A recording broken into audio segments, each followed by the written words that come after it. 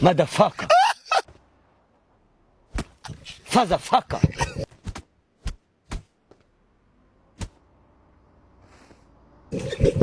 Friend fucker.